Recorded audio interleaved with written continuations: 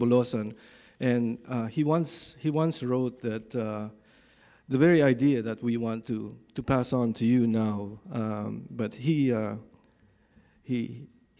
grew up in Seattle. He grew up in Binalonan, Pangasinan, but he grew up in Seattle, and it's fair to say that he didn't have he had a very difficult time in the 30s. But when he wrote, he said that it is but fair to say that America is not a land of one race or one class of people. We are all Americans that have toiled and suffered and known oppression and defeat. From the first Indian that offered peace in Manhattan to the last Filipino pea pickers. America is not bound by geographical latitudes. America is not merely a land or an institution. America is in the hearts of men who died for freedom. It's also in the eyes of people who are striving to build a new world. All of us, from the first Adams to the last Filipino, native-born or alien, educated or illiterate, we are America. Welcome again to the conference.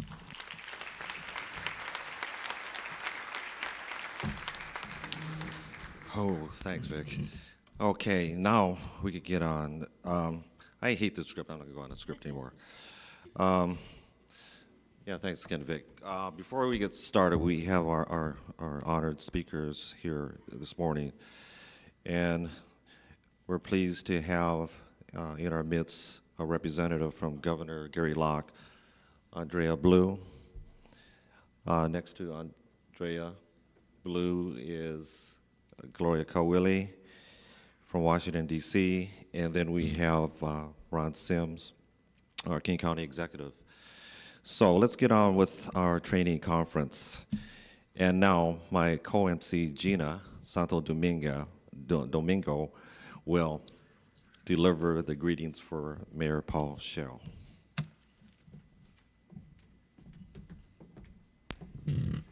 Unfortunately, Mayor Paul Schell is not able to make it this morning, so he sends his apologies. But he has asked me to tell all the exceptional FACES members that he has truly admired your leadership, your commitment, and your compassion as city employees in making your community the best it can possibly be. Beyond this organization, he would like to thank the Filipino community for the warm reception he has always received when attending Pista Sanayon, meeting the former Philippine President Fidel Ramos, and spending time at the Filipino Community Center.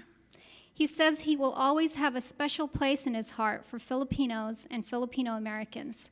So on behalf of Mayor Paul Schell, mabuhay and maraming salamat po.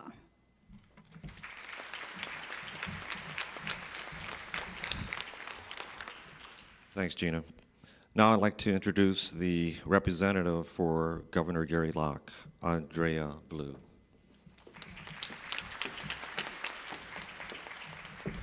Good morning. It's an honor to be here today. I'm really, really excited. I consider myself to be an honorary member of the Filipino community, even though Velma periodically in Olympia revoke my membership depending on what the governor's doing in the Filipino community. But it's an honor to be here. Unfortunate Governor Locke is not able to be here today, but he did send a greeting. And before I read his greeting, I wanted to let everyone know the great success we had last session with regards to the Filipino community. We were able to have an allocation in our budget for the biennial 01 and 03 for $250,000 to go to the Filipino Community Center. And her big suite in this hotel, you all FACES could have a pretty good party in the next couple of months. So,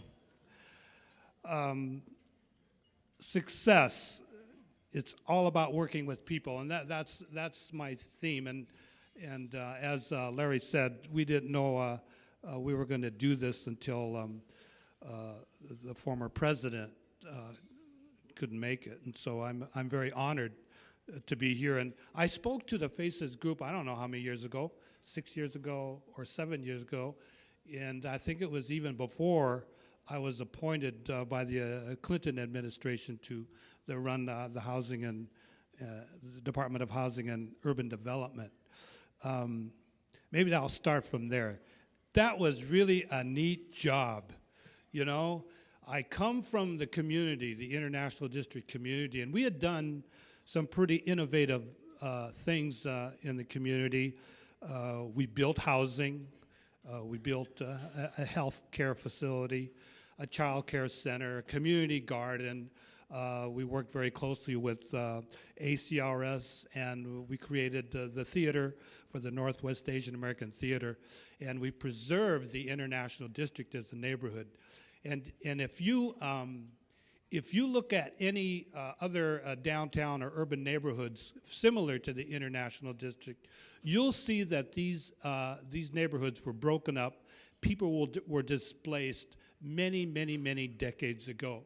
So in the International District, we were able to preserve that community, that neighborhood for the people, for the pioneers. Our parents and our grandparents who formed this city, we were able to preserve that for them. They were not displaced. So federal government, when they were looking for someone who had experience in working with the urban centers in minority communities, my name came up in Washington, D.C. It just so happens that there was a woman from Seattle who worked at HUD. Her name was Sharon Mayetta. And she said, oh, Uncle Bob could do that job, you know.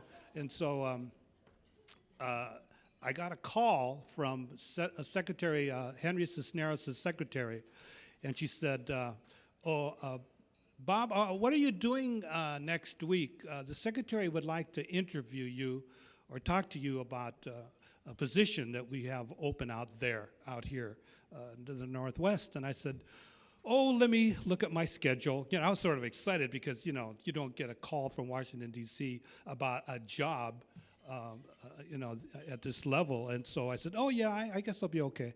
And so the word was that the opening was we called it the Secretary's Representative. I would represent Henry Cisneros in the Northwest Alaska region, which encompasses Washington, Oregon, Idaho, and Alaska. And even though in the International District we had developed a lot of housing using HUD programs, I didn't really know the HUD programs, you know? We had people working for me that knew what the block grant was about and FHA was about and all these acronyms, 206 housing program, but I really didn't know what they were all about. So on the way to Washington, D.C., for the first time in my life, I studied. In the airplane, I read all these books that I picked up at HUD to find out what HUD was all about. At the hotel, I got up at 4 o'clock in the morning to study again about what HUD was. And then I found out that HUD has 200 programs. Barbara, you know that. Federal government they have a lot of programs, and they're all numbered, you know, 206, 208, 403, 203. We're up to 3,058, you know. And I'm saying, oh, gee whiz. Out of the 200 programs, I only know 3, right? 3 programs. They're like FHA, the block grant, and public housing funds general. And so I'm walking to HUD, and I go up the elevator to the 10th floor, and I'm thinking, God, I hope he asks me one of these 3 programs, you know, and I can really lay it on. So we get up there to the 10th floor, and the secretary says, well, Secretary Cisneros is over at the White House. Could you wait? And I looked at my watch. I says, oh, yeah, sure. I'll wait. I just came from Seattle that day before, and I was going to stay for a couple more days, you know, but you got to be cool, you know. This is you're talking about building success. And so 11 o'clock meeting, 12 o'clock comes along, he's no longer there, and his second appointment comes in. People magazine. Remember in 1994, April edition of People magazine's 50 Most Beautiful People? Well, Henry was one of those, you know. So when the photographer came in with people, the badges, and I said, no, and they said, no, we're waiting for Henry. I said, well, that's natural. 3 questions. Jesus, I need him. So finally, late, here comes Henry Cisneros, and he is beautiful. 6'2", you know, dark hair, and you know, if you've seen his photos or if you've met him in person, he's really a striking kind of guy. Maybe that's why he got in trouble. So he says, listen, Mr. Santos, and I hear they call you Uncle Bob. I says, yeah, that's fine. He says, you know, we don't have much time to sit down and talk about this job, but why don't we just sit down and wait for about 5 minutes? And I'm saying, oh, 3 questions, oh, please. And then he says, how'd you like to work for me? And you know, I didn't expect to be offered the job. Well, and so I started to tell him about those 3 programs I knew, you know. And he said, no, you have to worry about that. One thing, there might be a little delay because the IRS has to do a background check, and the FBI has to do a background check. And I said, there goes that job, you know. Anyway, I got offered the job about 2 weeks later. But before I got that, I said, I was working in the International District, and we were doing all these things. And it's where I grew up. It's where I worked as a professional, and I had this network and all these friends, and I was really in a comfort zone. You know, as Larry said, there's a problem going on down here. Let's get 200 residents and let's march on them, you know, whether it was the mayor or the city council or the county executive. We could do that, and we did that, and it was a lot of fun, right, Larry? He never spent a day in jail, but we did, you know. That's how fun it was. I'm older than him. So it was a conference, so I had to think about, did I want to go to this bureaucracy called HUD? And I just said, you know, Barbara's probably been with the federal government longer than most people because she started when she was a baby at the federal government. So here you have this bureaucracy, and I come from a nonprofit. So I visited the HUD office, sort of incognito, to see what was going on, and I looked in the office, and as a nonprofit, we had these fold-down metal chairs, you know, for furniture, and those kick-out tables, you know, that fall apart if you sat on them. And I looked in this office of the HUD regional administrator, and here was a big old office with American flag in back of the wooden desk, and a couch and sofa and a coffee table and another table where meetings were to take place. And it was, wow. And I looked into the other room, it was a conference room with all these red plushy chairs, you know, to accommodate 20 people, staff people.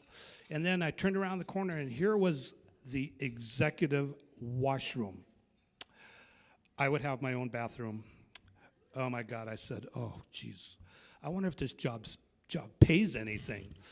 I looked at the pay scale and said, oh geez, that's good too, you know? So I took the job. So I said, okay. And I did. First paycheck, I went down to Sears, bought 7 new shirts, you know, and a pair of shoes and one of those funny ties. But then I had 300 people working for me. 300 people with their own way of doing things, career people. And how do you get them to work in the same direction? And that's really took a little bit of innovation. I had to do a little bit of research on my department heads that be working for me, that would be reporting to me. And you have to really work as a team, even when you're on top, even when you're the boss, right? But it was pretty good. I'd fly to one of my offices in say, Boise, Idaho, and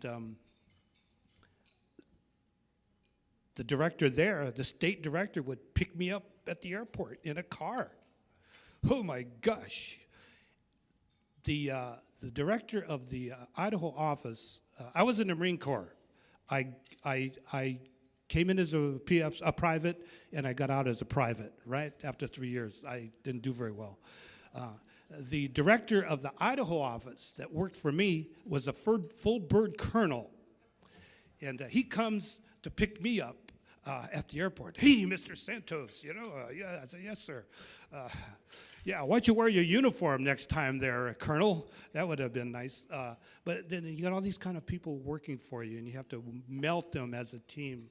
And we became very successful because I decided I didn't want to do the typical bureaucracy of a federal government where everything is so easy, it's all done. They go by the rules and the regulations. You go to work at 9 o'clock or 8 o'clock and you get home at 5 and you really haven't done anything except process papers. And so I decided, hell, while I'm here and I've got this influence and I got this office, why don't we try to do something? The first thing, we have this homeless issue in Seattle. We've had it for a long time, and we'll continue.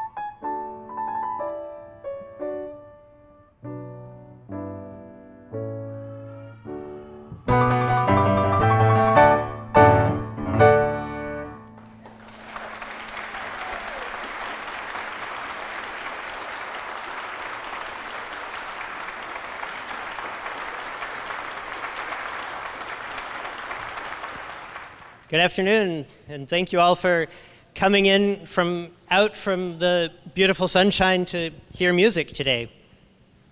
The next piece that I'm going to play is a late work by Johannes Brahms. And Brahms had started out as a young man writing huge pieces, big symphonies and sonatas and concertos on a very grand scale.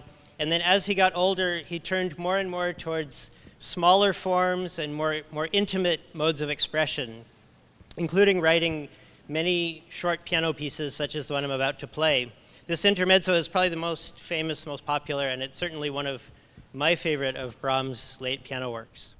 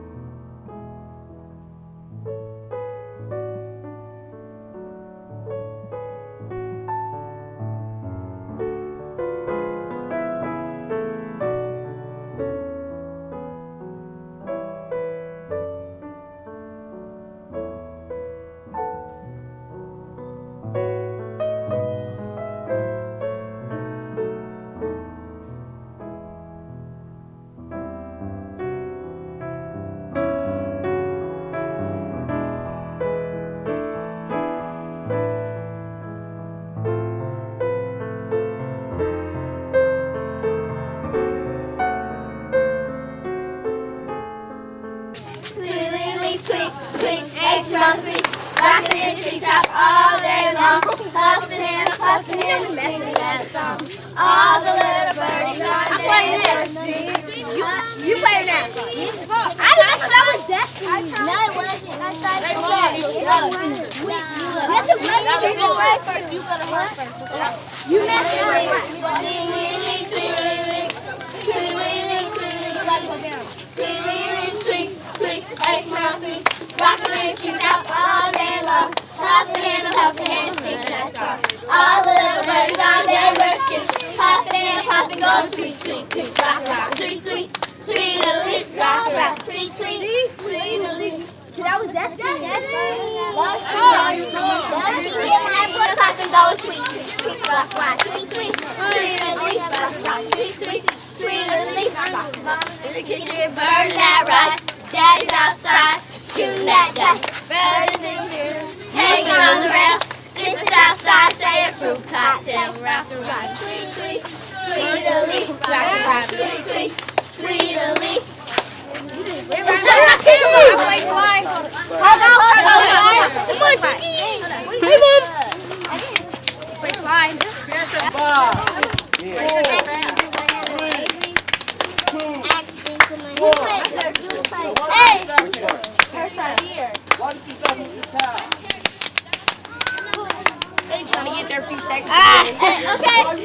Now that was tight. You watching? That's not on TV. That's on film. That's gonna be on TV. You don't even know what a crackhead is. Huh? It's gonna be on TV. Eventually, but not right away. It'll be like a couple weeks. Is it gonna be on TV? Let's go. What channel? What channel? On TV? Yeah.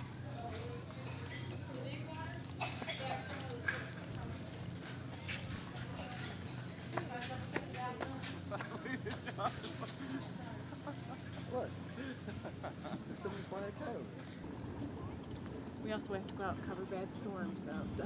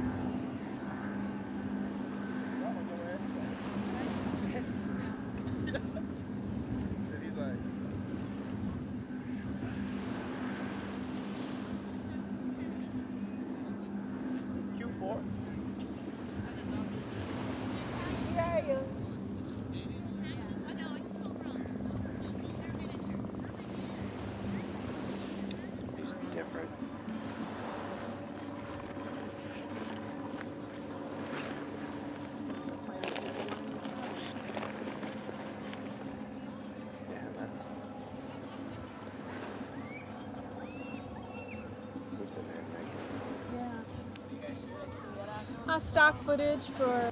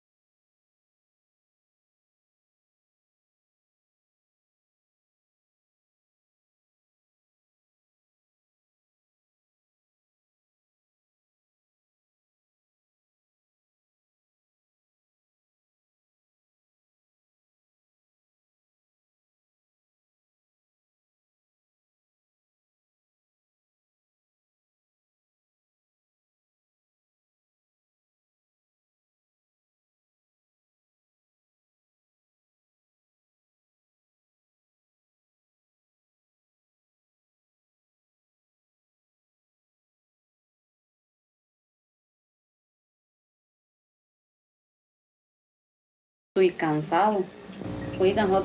my children, I want them to study, not spend the rest of their lives working in the fields like us, because it is very painful and tiring. Right now, we come in from the fields, lay down, and sleep a while, but not the children. After they arrive from school, they sleep a little. I wake them up and give them dinner. Then they go to bed, and at 3 or 4 in the morning, they have to get up and go to work again.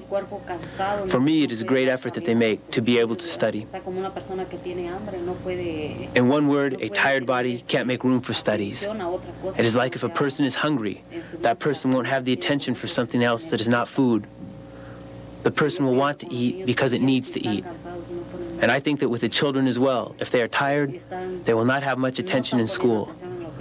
They aren't putting attention on what they are doing because they are tired, and they need to rest. And for many people, we don't want the children to continue working with us.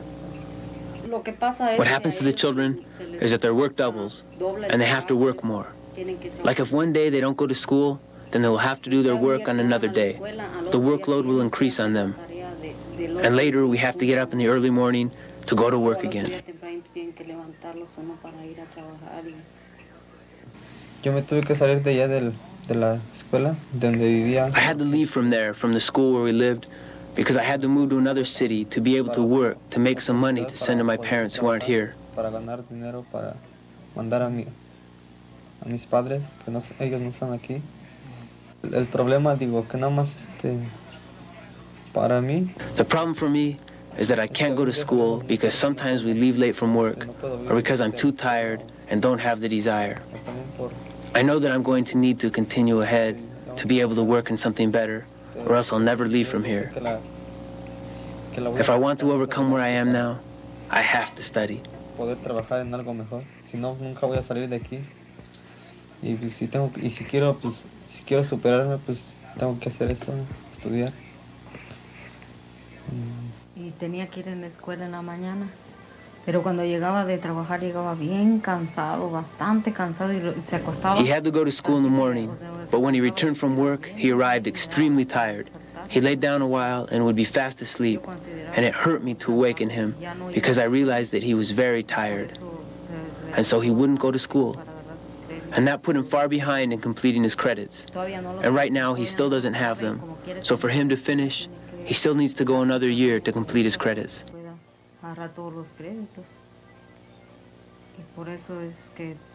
That's why one needs to endure a lot to study and work in his situation.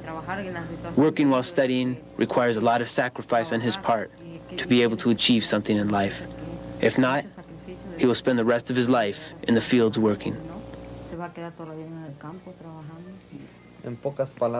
In a few words, if you want to do something in the future, you have to study.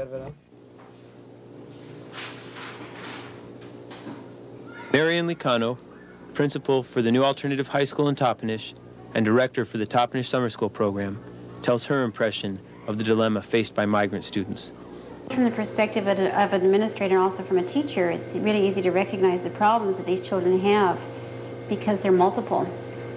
They get behind because they travel so much. They're out of school a great deal because they work. If they are not working in the fields, many of them stay home to babysit.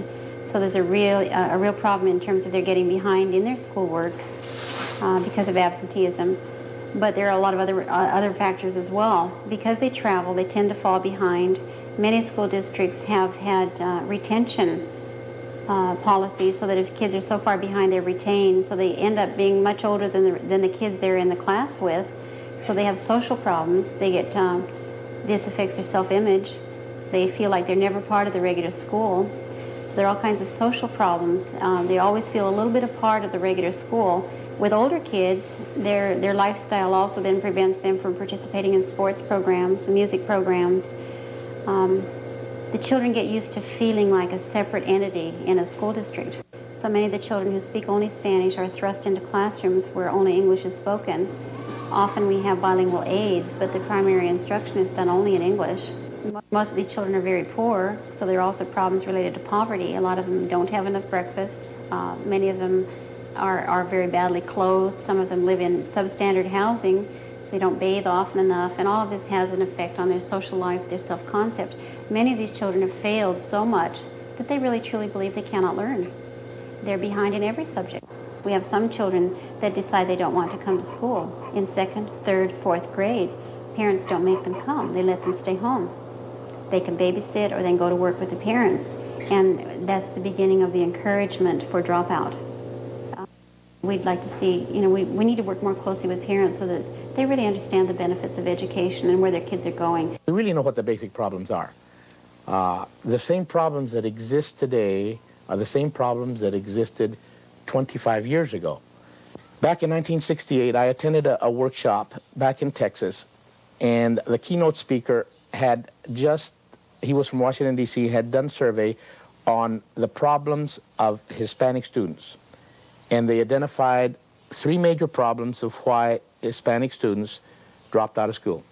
And those 3 problems were, and not necessarily in this order, 1 was oral language development, 2 was irrelevant materials, and 3, teacher attitude. Those are the same problems we have today. Now, what is Topnish doing about that?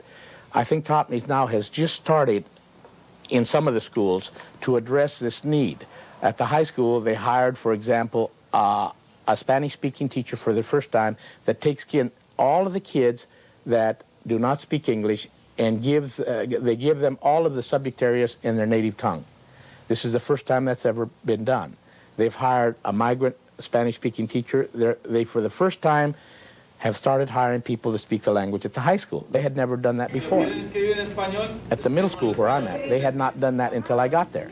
They had never hired a Spanish-speaking teacher. For whatever reasons or excuses, I call them, they had. The elementary grades had been hiring, and I think have a good representation of Spanish-speaking teachers. The main reason that we provide a night school here is because the family is very dependent upon these students, the 7th graders on up, to cut asparagus clear up through probably 1 o'clock in the afternoon.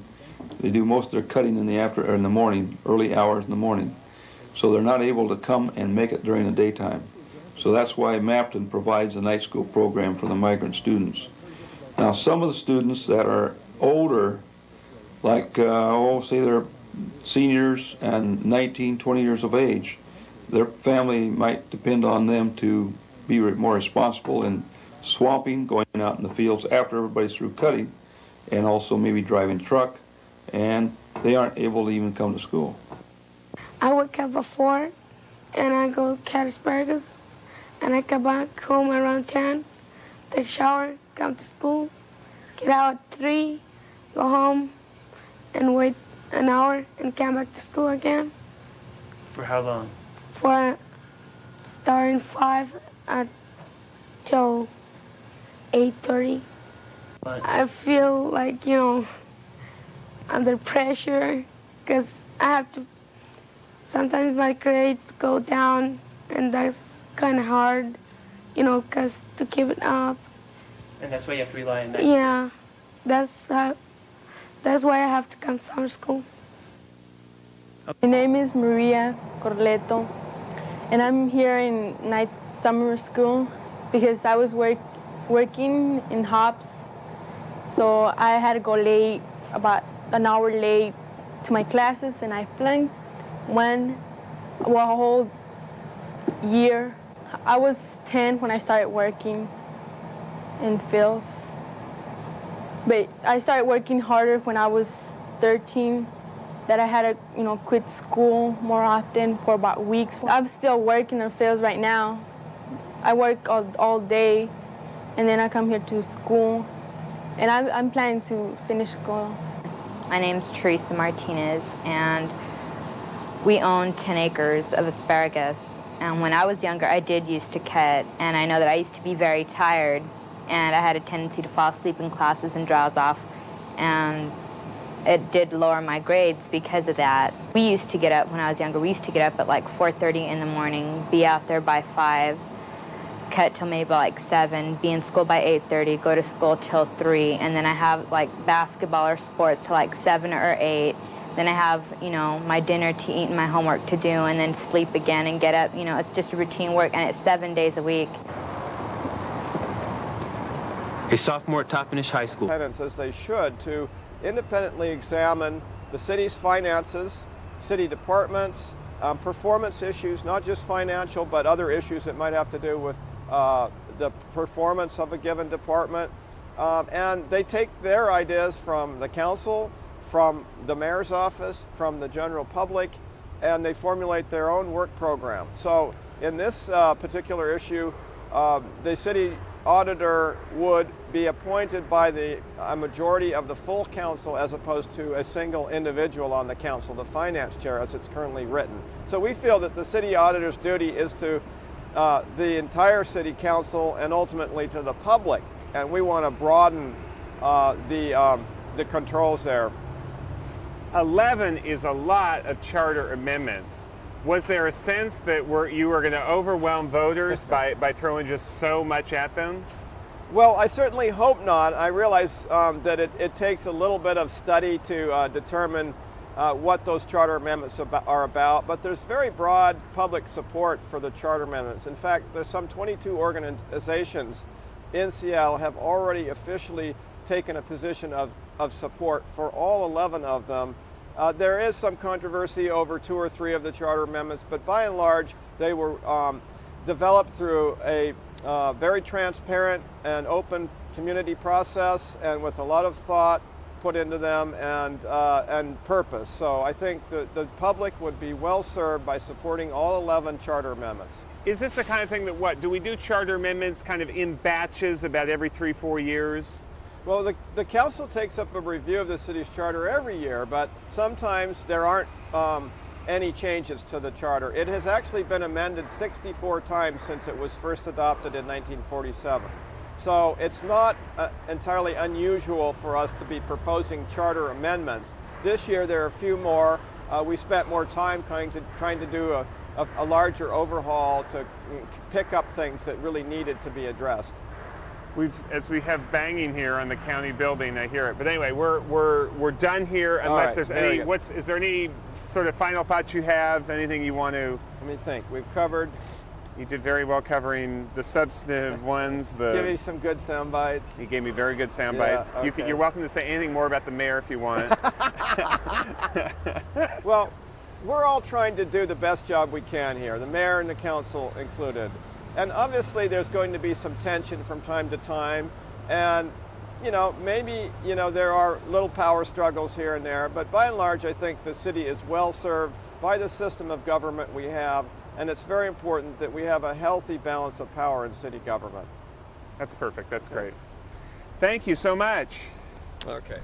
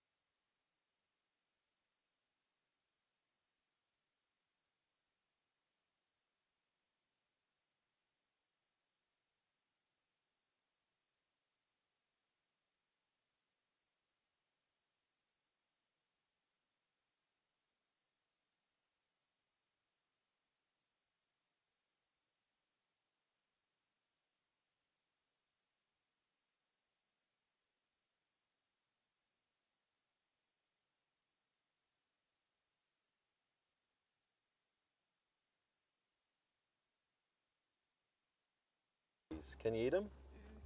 Oh. Wait. You can. You can eat the salal berries. Some people don't like them. They kind of have a little bit of some seeds in them. Some people don't like that. But you can eat the salal berries that come out of here. They're actually kind of a blue-black color. So salal berries, good. You can actually take them and you can dry them out, make them into cakes if you wanted to. That's what the old people would do. Yeah. Did they just make juice out of them? Or did they just... Not Or as they much. squish 'em? Now these other plants here, some of these other ones, they would. Anybody know what those things are? Yes, you know, that was, yeah.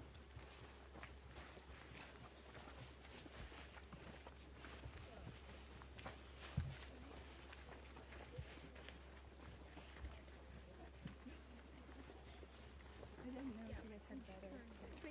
With that same plant. Yeah. Yeah. Well, not quite all of it. No, we're going to a different place. This one goes to the Skagit River. We're going to the rock shelter, which is different. Yep. Yep.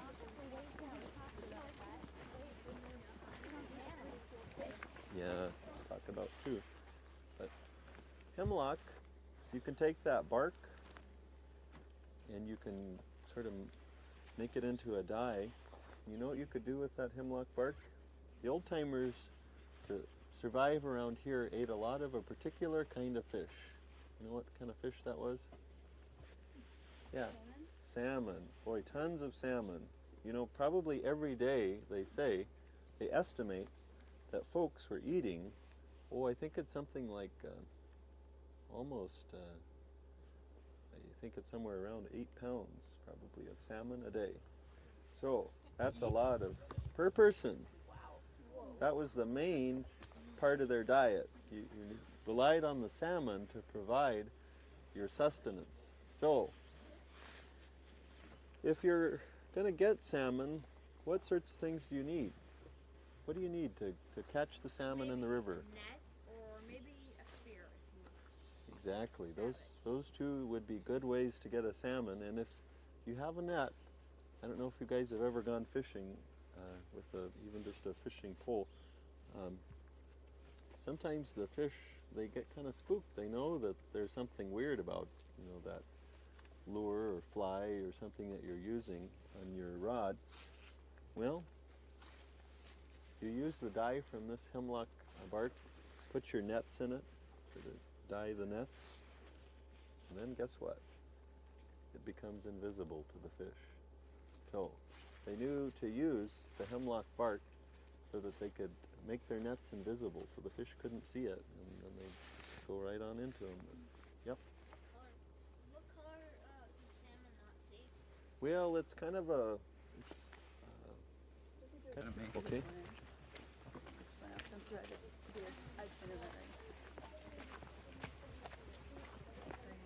Okay.